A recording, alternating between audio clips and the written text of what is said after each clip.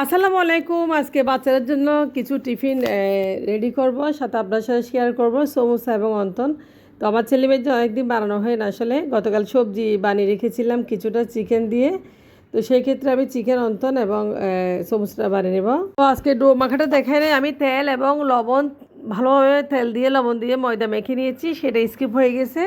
তো দেখেন ভালোভাবে ডোটা মাখিয়ে নিয়েছি একদম তেল দিয়ে, যাতে নাস্তাটা একটু ক্রিস্পি হয়।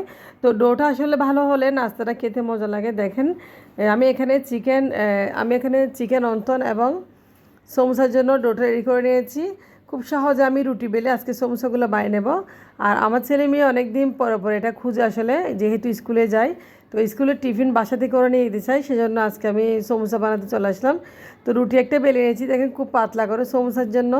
আমি আসলে খুব সহজ পদ্ধতিতে এই সমোসাটা বানাই সব সময়। তো দেখেন রুটিটা ছেঁকে নিচ্ছি। তো ছেঁকে নিয়ে রুটিটা আমি চারকোনা করে কেটে নেব।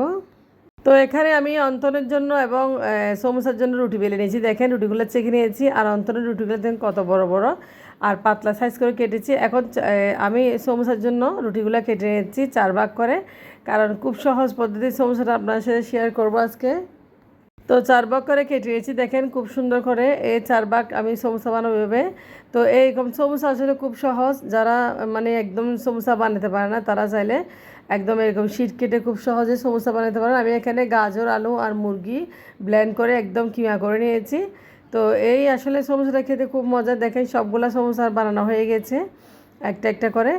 আর এতে আমি অন্তনগুলো বানিয়ে নেব। এখন অন্তনের জন্য রুটি বেলে নিয়েছি, দেখেন সমোসাগুলো কতটা পাতলা হয়েছে। তো অন্তনের জন্য আমি রুটি বেলে নিয়েছি। দেখেন অন্তনটা আপনারা কে কীরকম করে বানান, আমার কাছে কিন্তু এভাবে খুব মজা লাগে খেতে। অন্তনের রুটিটা আমি ছেঁকে নিয়েছি ভালো করে একটু, দেখেন। তো এখন আঠা দিয়ে ভালো লাগিয়ে নেব। তো অন্তনও বানিয়ে নিয়েছি আমি কয়েকটা অন্তন, আরও রয়েছে। এভাবে সবগুলো বানিয়ে নেব আজকে বাচ্চাদের টিফিনের জন্য, স্কুলের টিফিনের জন্য আমি রেডি করে নিচ্ছি। তো যা হোক, এভাবে সমোসা অন্তন বানিয়ে নিই সবসময়। এখন চুলায় কিছুটা ভেজে নাস্তা আপনার সাথে শেয়ার করতেছি। তেল গরম করে আমি অন্তনগুলো ভেজে নিচ্ছি, দেখেন কতটা ক্রিস্পি হয় অন্তনগুলো, আসলে বলার বাইরে খুবই মজা হয়।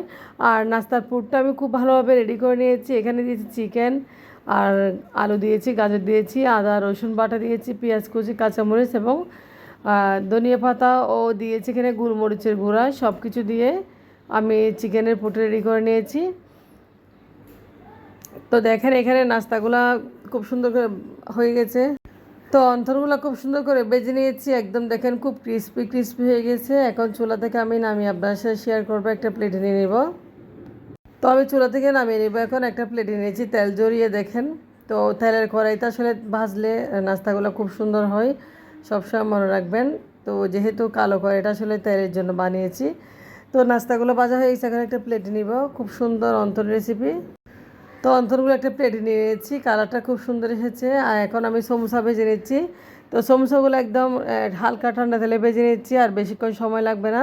তো বাচ্চাদের জন্য যেহেতু অনেকগুলো নাস্তা বানাবো, আপনাদেরকেও কিছুটা ভেজে দেখাচ্ছি নাস্তাগুলো কতটা ক্রিস্পি আসলে।